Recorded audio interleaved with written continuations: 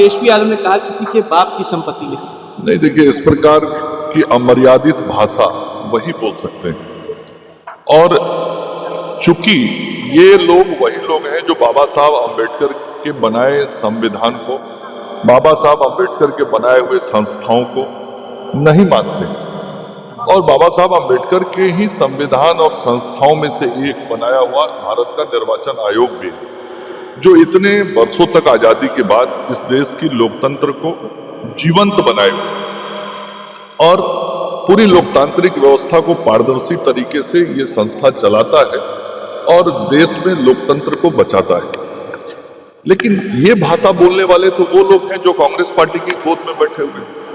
ये वो लोग हैं जिन लोगों ने कांग्रेस पार्टी के साथ इस देश में आपातकाल लागू करने का काम किया था, संविधान को कुचलने का काम किया था, बाबा साहब अम्बेडकर की भावनाओं के विपरीत इस देश की लोकतांत्रिक व्यवस्था को कुचल दिया था।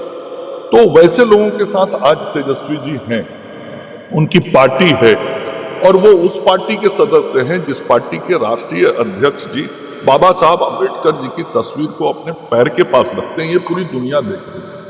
तो ऐसे लोग से इससे ज्यादा अपेक्षा नहीं की जा सकती कि वो संविधान की मर्यादा का ध्यान रखें। देश के उस सबसे बड़े पंचायत जिसे हम संसद भवन कहते हैं, उसकी मर्यादा का ध्यान रखें। आखिर ये जो वक्फ बिल हुआ, कितनी चर्चाओं के बाद, कई हजार पृष्ठों के रिपोर्ट के बाद, दोनों सदनों में चर्चा के बाद पास हुआ है। तो देश का सबसे बड़ा जो पंचायत संसद है, लोकसभा हो और राज्यसभा, जब किसी विषय को चर्चा के बाद पारित करता है और उसको कूड़ेदान में फेंकने की बात वही कर सकता है जो इस देश के संविधान को और इस देश की लोकतांत्रिक व्यवस्थाओं को कुचलने की इच्छा रखता हो। और ऐसे लोग से ऐसे ही भाषा की अपेक्षा जनता भी करती है, और ये लोग ऐसी भाषा वोट के लिए बोलते हैं। ये बहुत साफ है।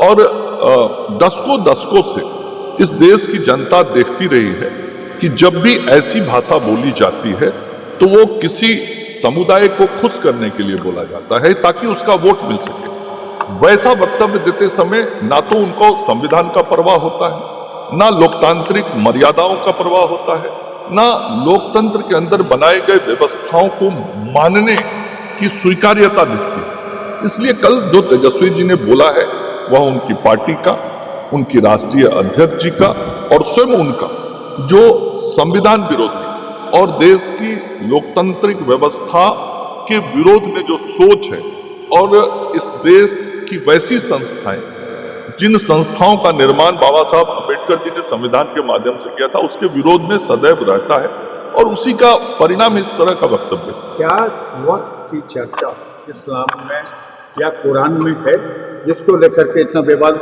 नहीं, देखिए, यही तो किसी भी समाज और समुदाय को समझने का विषय कि धार्मिक परंपराएं और व्यवस्थाएं जो हैं वो क्या जमीन पर ठीक तरीके से उतर रही हैं, जो मान्यताएं हैं उन मान्यताओं के अनुरूप यदि काम हो रहा है क्या, और यदि काम नहीं हो रहा और सरकार कोई निर्णय समाज के हित में करती है, संसद कोई निर्णय इस देश के हित में करती है, तो उसे मानना ही चाहिए।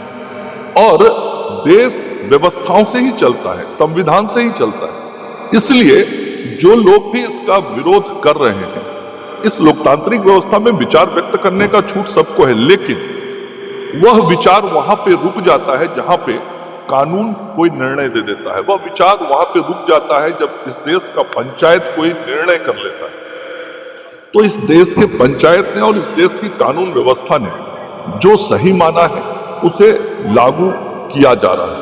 हाँ, जो लोग, मैं बार बार कह रहा हूं, जो लोग बाबा साहब अम्बेडकर जी के संविधान को नहीं मानना चाहते, नहीं मानते, जो उनके संविधान के अनुरूप बनाए संस्थाओं को नहीं मानना चाहते, जिसमें से संसद भवन भी है, जिसमें न्याय प्रणाली भी है, जिसमें भारत निर्वाचन आयोग भी है, ऐसी जो भी संस्थाएं, उन संस्थाओं को धत्ता बताना इनका राजनीतिक एजेंडा रहता है। और कुल मिला के ये सभी एजेंडा का सूत्र वाक्य एक ही होता है, हमें वोट चाहिए।